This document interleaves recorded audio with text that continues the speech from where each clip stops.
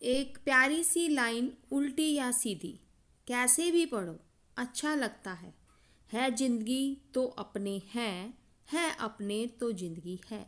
इसी सुविचार के साथ सुप्रभात विद्यार्थियों, आज हम इस वीडियो में हमारी हिंदी पाठ्य पुस्तक का पाठ 14 खान पान की बदलती तस्वीर का पृष्ठ संख्या 104 और 105 का पुस्तक पठन करेंगे।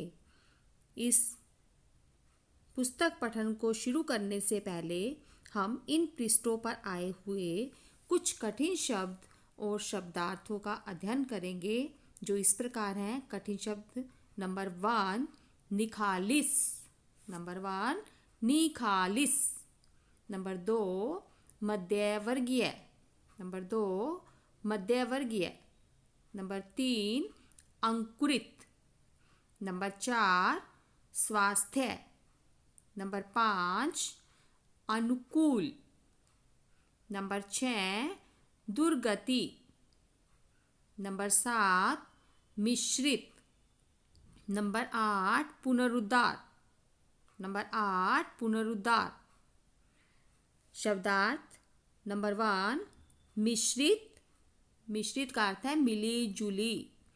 नंबर 2 सकारात्मक, लाभदायक। निखालिस शुद्ध, अंकुरित विकसित होना, प्रीतिभोज दावत, पुनरुद्धार फिर से चालू होना। तो आइए हम आगे पुस्तक पठन शुरू करते हैं। आप सब अपनी पुस्तक में पेज नंबर 104 पर ध्यान देंगे। खान पान की जो एक मिश्रित संस्कृति बनी है, इसके अपने सकारात्मक पक्ष भी हैं। गृहिणियों और कामकाजी महिलाओं को अब जल्दी तैयार हो जाने वाले विविध व्यंजनों की विधियां उपलब्ध हैं। नई पीढ़ी को देश विदेश के व्यंजनों को जानने का सुयोग मिला है, भले ही किन्हीं कारणों से और किन्हीं खास रूपों में, क्योंकि यह भी एक सच्चाई है कि ये विविध व्यंजन इन्हें निखालिस रूप में उपलब्ध नहीं है। तो यहाँ लेखक बता रहे हैं कि जो खान पान की मिश्रित संस्कृति है, इसके कुछ सकारात्मक पक्ष भी हैं। सकारात्मक है, कुछ लाभदायक पक्ष भी हैं। कैसे? जैसे आज का समय में गृहिणियों और कामकाजी महिलाओं के पास समय ही नहीं है, तो इस प्रकार के विविध व्यंजन जो जल्दी तैयार हो जाते हैं, वो उपलब्ध होने के कारण उनको सुविधा मिल गई है।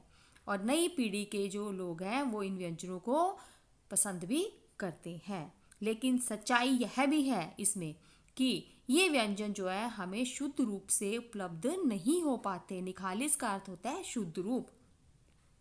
आगे है, आज़ादी के बाद उद्योग धंधों, नौकरियों, तबादलों का जो एक नया विस्तार हुआ है, उसके कारण भी खान पान की चीज़ें किसी एक प्रदेश से दूसरे प्रदेश में पहुंची हैं। बड़े शहरों में मध्य वर्गीय स्कूलों में जब दोपहर के टिफिन के वक्त बच्चों के टिफिन डिब्बे खुलते हैं, तो उनसे विभिन्न प्रदेशों के व्यंजनों की एक खुशबू उठती है। तो लेखक यहाँ बता रहे हैं कि आज़ादी के बाद से क्या हुआ, लोगों के उद्योग धंधे बढ़ गए हैं, नौकरियां, तबादले होने लगे हैं ना। तो इस प्रकार से लोग एक प्रदेश से दूसरे प्रदेश में जा आ रहे हैं, तो और इसलिए भी खान पान जो है बदल गया है। और एक चीज़ और है कि मध्य वर्गीय जो स्कूल है, वहाँ पर जब बच्चे अपना टिफ़िन खोलते हैं, तो उस टिफ़िनों में भी अलग अलग खुशबूदार व्यंजन उनको मिलते हैं। आगे है, हम खान पान से भी एक दूसरे को जानते हैं। इस दृष्टि से देखें तो खान पान की नई संस्कृति में एक राष्ट्रीय एकता के लिए नए बीज भी मिल सकते हैं। बीज भली भांति तभी अंकुरित होंगे जब हम खान पान से जुड़ी हुई दूसरी चीज़ों की ओर भी ध्यान देंगे।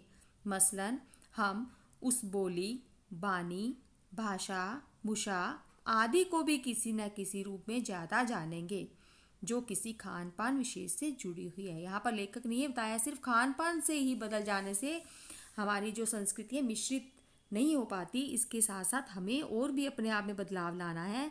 दूसरे प्रदेशों में जो चल रहा खान पान है, उसके साथ साथ उसकी बोली बानी, भाषा भूषा, है ना, इसको भी हमने परिवर्तित करना है। तभी जाकर हमें राष्ट्रीय एकता के नए बीज मिलेंगे, अर्थात हमारी राष्ट्रीय एकता बढ़ेगी। तो यहाँ लेखक ने ये कहा है कि खान पान के साथ हमें वेशभूषा और बोली बानी अर्थात अपना बोलने का तरीका भी एक दूसरे के साथ प्रयोग में लाना पड़ेगा। तभी जाकर हमें राष्ट्रीय एकता के बीज अंकुरित होंगे, अर्थात विकसित होंगे। अंकुरित मतलब विकसित होना। आगे है, इसी के साथ ध्यान देने की बात यह है कि स्थानीय व्यंजनों का पुनरुद्धार भी जरूरी है। यहाँ पर लेखक ये बताता है कि स्थानीय व्यंजनों का पुनरुद्धार यानी उसको चालू रखना चाहिए, उसको बंद नहीं करना, जिन्हें अब एथनिक कहकर पुकारने का चलन बढ़ा है। ऐसे स्थानीय व्यंजन केवल 5 सितारा होटलों के प्रचारार्थ नहीं छोड़ दिए जाने चाहिए। ऐसा नहीं होना चाहिए कि जो हमारे स्थानीय व्यंजन है सिर्फ हमें 5 स्टार होटल में मिले, 5 सितारा होटल में मिले, हमें इसको भी चालू रखना है, अर्थात इसका भी पुनरुद्धार करना है। 5 सितारा होटलों में वे कभी कभार मिलते रहें पर घरों बाजारों से गायब हो जाएं तो यह एक दुर्भाग्य होगा। अच्छी तरह बनाई पकाई गई पूड़ियाँ, कचौरियाँ, जलेबियाँ भी अब बाजारों से गायब हो रही हैं। मौसमी सब्जियों से भरे हुए समोसे भी अब कहाँ मिलते हैं। उत्तर भारत में उपलब्ध व्यंजनों की दुर्गति हो रही है। लेखक ने ये बताया कि उत्तर भारत में जो व्यंजन चलते थे स्थानीय व्यंजन, आज उनकी दुर्गति हो रही है, अर्थात वो मौसम के अनुरूप न होकर उसमें कोई स्वाद नहीं होता, मौसम के अनुकूल नहीं होती हैं, है ना। और पूड़ियाँ, जलेबियाँ ये भी यहाँ से गायब हो रही हैं। तो ऐसा हो जाना, घरों से गायब हो जाना स्थानीय व्यंजन, यह हमारे लिए एक दुर्भाग्य की बात है। या लेखक ने बताया कि इसको हमें बिल्कुल छोड़ नहीं देना चाहिए, इसको भी हमें चालू रखना चाहिए। आगे, अचरज नहीं कि पहले उत्तर भारत में जो चीज़ें गली मोहल्लों में दुकानों में आम हुआ करती थी, उन्हें अब खास दुकानों में तलाशा जाता है। यह एक कड़वा सच है कि स्थानीय व्यंजनों को हमने तथाकथित आधुनिकता के चलते छोड़ दिया है।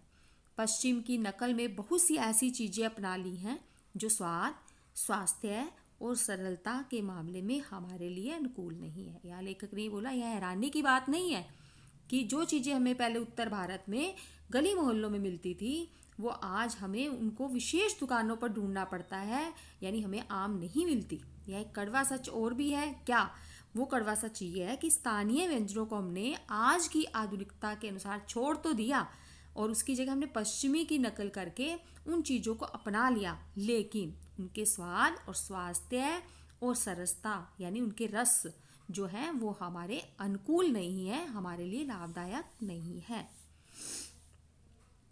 हो यह भी रहा है कि खान पान की मिश्रित संस्कृति में हम कई बार चीज़ों का असली और अलग स्वाद नहीं ले पा रहे हैं। यहाँ लेखक ने बताया कि खान पान की मिश्रित संस्कृति के कारण हम किसी भी चीज़ का अच्छे से स्वाद भी नहीं ले पा रहे। कैसे? जैसे देखो, अगर अक्सर हम प्रीति भोजों और पार्टियों में ढेर सारी चीज़ें रख दी जाती हैं। आप देखते हो ब्याह शादी में जाते हो, है ना, तो कितनी चीज़ें होती हैं, मीठा, नमकीन, ठंडा, गरम सब मिक्स होता है ना, तो जिससे हम किसी का भी स्वाद नहीं ले पाते। तो वहाँ पर हमारा क्या होता है, सारा स्वाद गड़बड़ हो जाता है। तो यहाँ लेखक ने यही बताया कि अक्सर क्या होता है, प्रीति भोजों और पार्टियों में एक साथ ढेरों सी चीज़ें रख दी जाती हैं और उनका स्वाद गड़बड़ होता रहता है। खान पान की मिश्रित या विविध संस्कृति हमें कुछ चीज़ें चुनने का अवसर देती हैं, पर हम उसका लाभ नहीं उठा रहे हैं। देखो, हमारे खान पान में जो परिवर्तन तो हुआ है कि हम उसके स्वाद को लें, लेकिन ब्याह शादियों में क्या देखते हैं कि सब कुछ इकट्ठा रख दिया जाता है, जिससे क्या है, हम एक भी चीज़ का अच्छे से स्वाद नहीं ले पा रहे हैं। हम अक्सर एक ही प्लेट में कई तरह के और कई बार तो बिल्कुल विपरीत प्रकृति वाले व्यंजन भी परोस लेना चाहते हैं। इसलिए खान पान की जो मिश्रित विविध संस्कृति बनी है और लग यह भी रहा है कि यही और अधिक विकसित होने वाली है, उसे तरह तरह से जांचते रहना जरूरी है। यहाँ पर लेखक ने ये बोला कि हम अक्सर क्या करते हैं, पार्टी में जाते हैं तो कितनी चीज़ें प्लेट में रख लेते हैं ना, अलग अलग चीज़ें प्लेटों में डाल तो लेते हैं, लेकिन हम एक भी चीज़ का अच्छे से स्वाद नहीं ले पाते।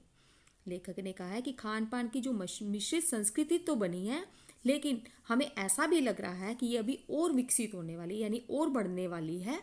अभी इसमें कुछ और परिवर्तन होने वाला है, तो हमें समय समय पर इसे जांचते रहना जरूरी है। तो यहाँ हमारा पाठ 14 पुस्तक पठन समाप्त होता है। आशा है आपको समझ आ गया होगा। तो आपने आज इस पाठ में आए हुए, इस पृष्ठ संख्याओं में आए हुए शब्दार्थ और कठिन शब्द कॉपी पर लिखने हैं और साथ ही साथ इसका रचनात्मक अभिव्यक्ति भी कॉपी पर लिखनी है। धन्यवाद।